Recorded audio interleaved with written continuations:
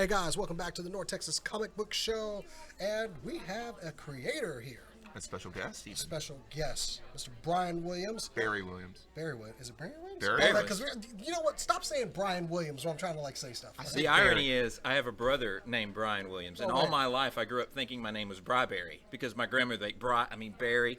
So apparently I look like a Brian.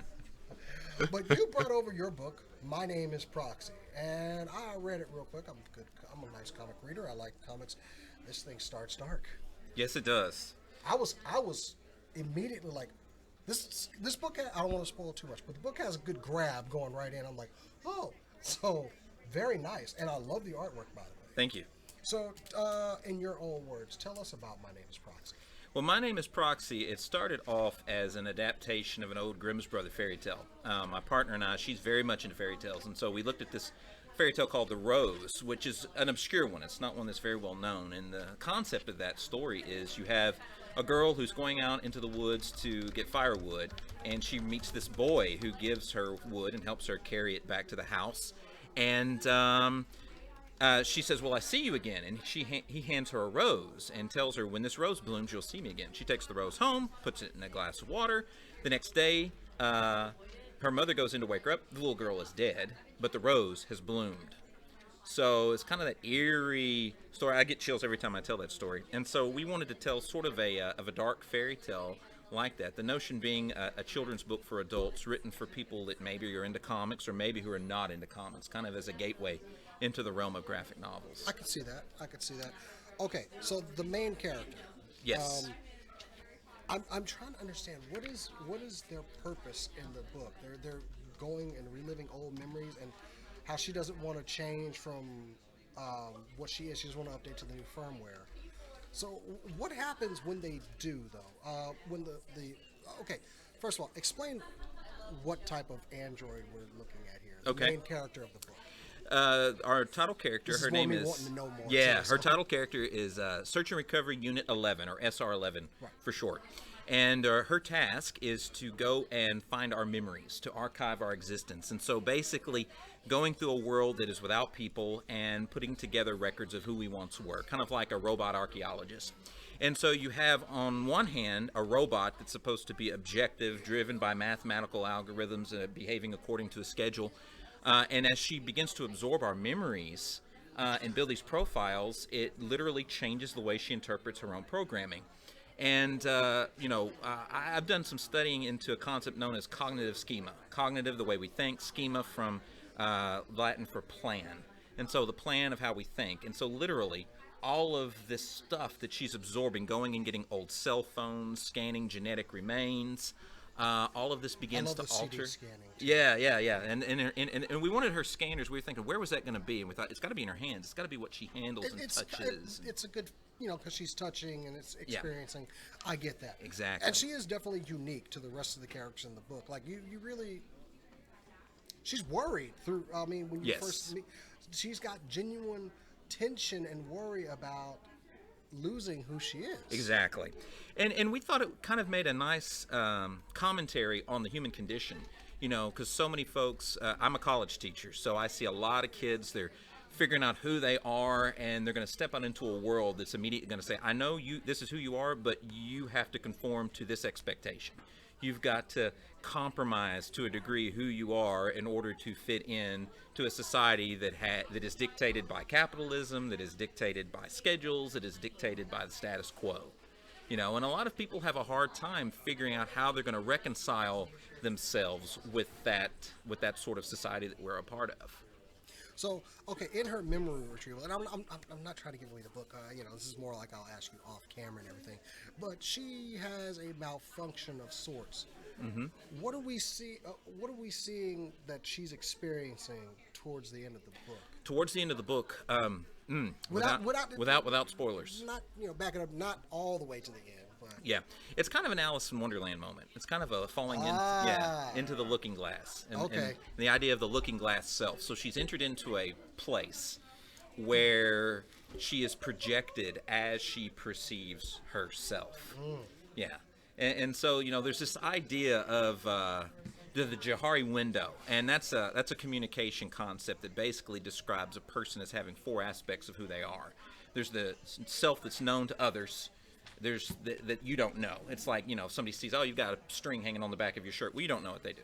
Then there's the self that you know and other people know. Like we talked before the show started, that I've got kids and you've got kids, so now we're both aware of that. And then there's another concept that I find fascinating, which is the unknown self. And that's the version of you that you don't know and no one else knows, and you don't know until suddenly an event triggers it and awakens that. And I think especially for dynamic characters in a work of fiction, it takes that moment to reveal that character, and that's kind of the love them or loathe them moment. That's the moment where it's like, oh, this is just a contrived character, they're behaving according to script, or you see something that surprises you and it surprises them.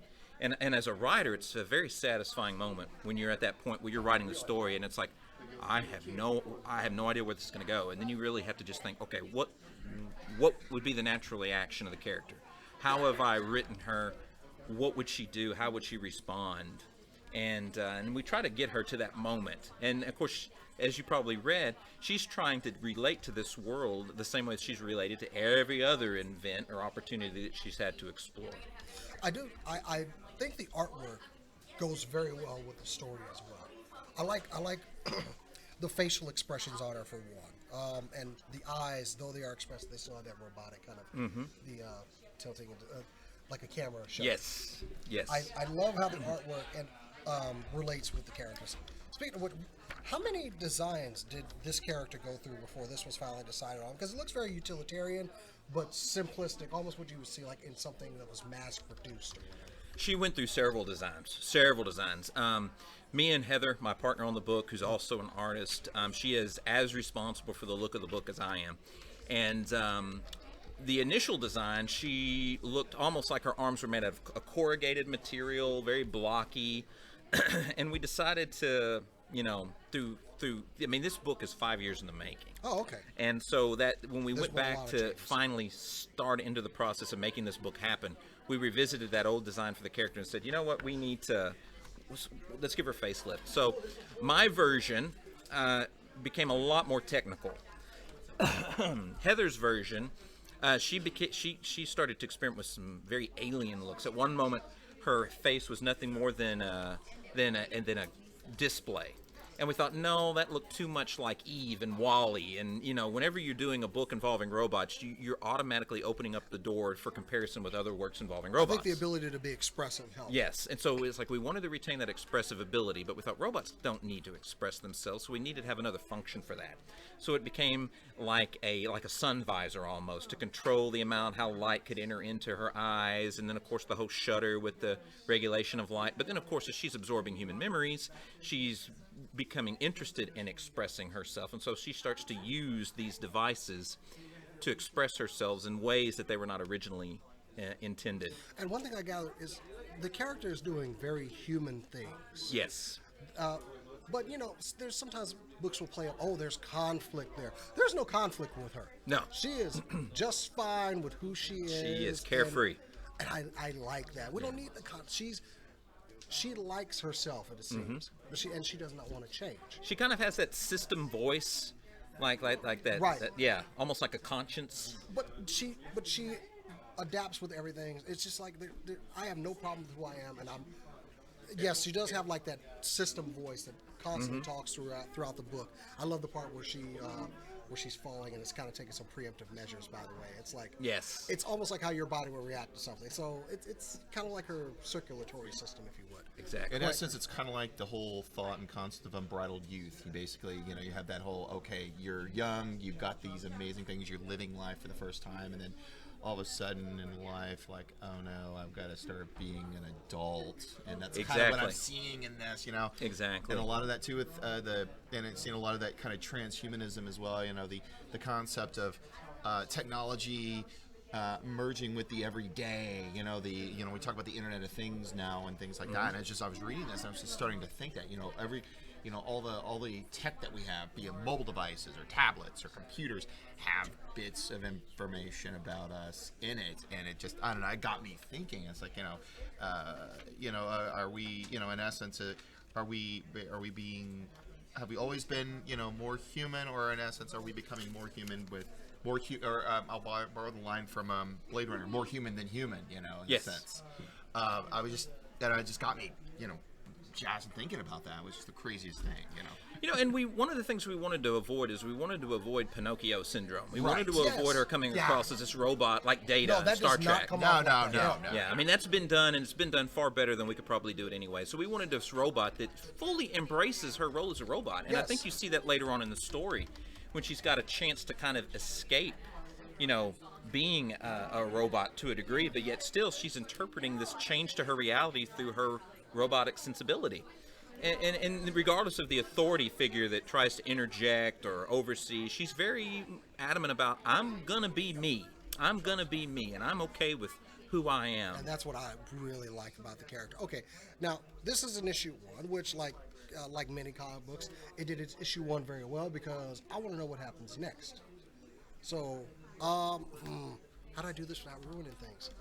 This is where the fan in me just kind of like is torn and perplexed in how to ask this question without spoiling things. But what are the plans going forth for this character? Like just a little teaser, because I'm definitely drawn in. I definitely want to know more about it. I want to know what's going to happen next. Where is this an idea of where you want it to go? How about that? Well, we've already got issue 2 done. Okay. Yep, got issue 2 done, so that one's already finished, and we have scripted it up to 5 books. And our idea is we both like stories that have an end. They have a beginning, they have a middle, a climax, and an end. And so we've written it to be a 5-issue series, a limited series, but with a world that's large enough that if people really enjoyed it, we would revisit it. But the idea of revisiting would be that we would revisit it through a series of story arcs. So it's not just this character, you're just following her on this endless journey, but there would be a different story to tell. Well, there's plenty of stories out there that are able to do that. So I believe, and with this character, I believe you can do that, no problem. I love the art, love the writing. Chris, what? No, you did this. See, You've been doing this for a while. He sucks. Anyway. Oh, that's not very nice. No, but I was just like, wanted to ask a question, and I did notice when reading your bio, you are an educator, but you're also a theologian, and I'm just kind of curious how much of your theology and faith and thing like that played into writing the story itself. For me, quite a bit. And my partner in this, she's agnostic leaning. So you have somebody that comes from an agnostic background and somebody that comes from a pastoral background, and she's a woman. I'm not, and obviously. And so the fact that we come together with this personal diversity and are able to collaborate on this book, and we're friends outside of the realm of this book, although I will tell you the best way of testing a friendship is to collaborate on a creative project. Because at some point the other one's putting their finger and they're saying, I don't like that, I don't like the direction this is going in, and you have to, it's this equity is very important. And in fact, we get to test at that relationship a little bit in this book, and more so in issue 2. Without any spoilers, she encounters somebody at the end of issue 1, and then issue 2, that encounter escalates and comes to a head, and in a very surrealistic fashion.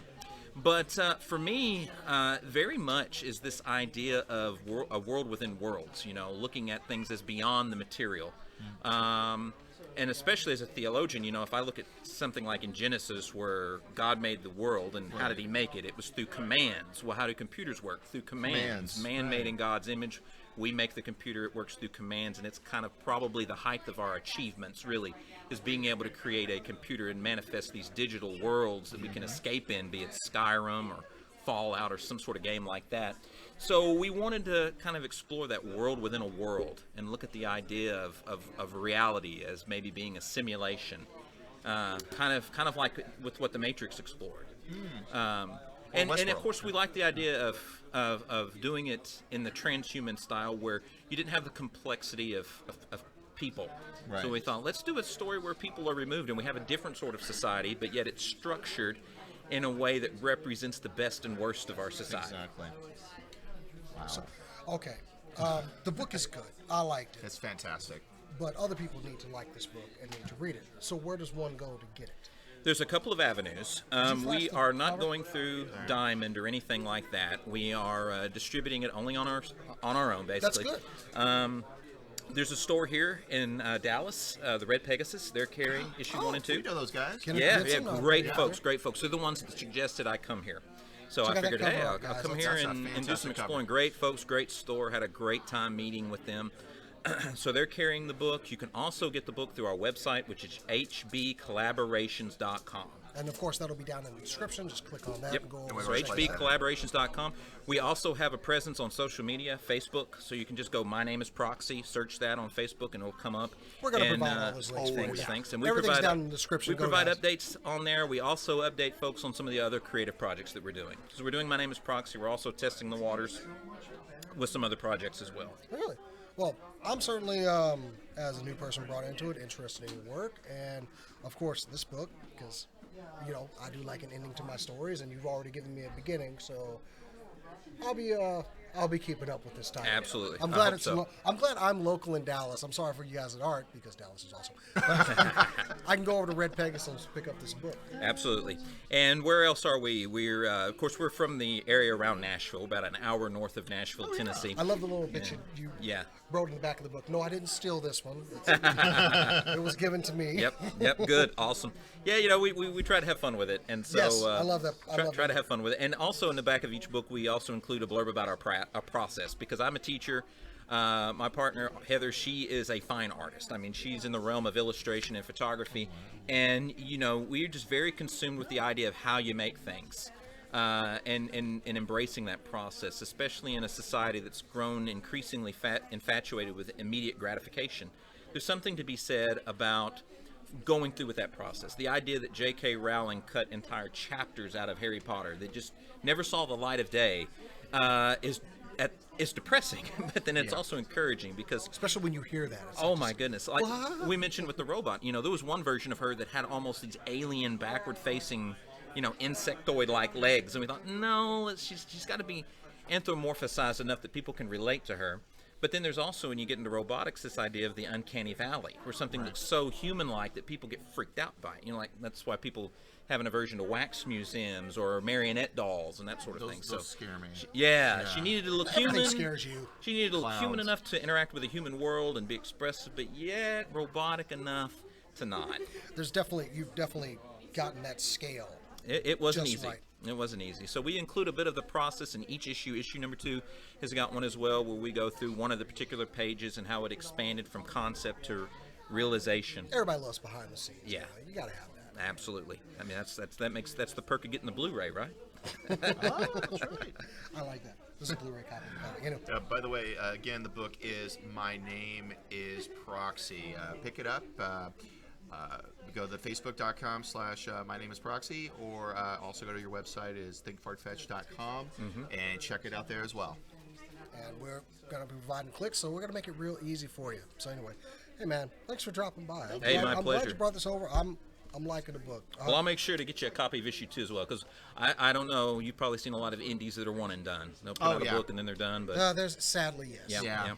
But this is not my first rodeo. I've done freelance coloring before, so I'm used to being a part of an assembly line. It's just nice to be at the head of the assembly line for a change. All right, guys. Thanks for having me. Thank you, man. Thank you. And, all right, guys. We'll be back later on during the day. We're going to be talking to some other people. I know, Chris, you got some coming up, too. So. Yeah, I think we'll be scouring the event for some additional guests. I'm going to have a cosplay contest to go judge it. Well, post here in a second. So. Okay, so we'll do Sounds anyway, fun. Guys. Cool.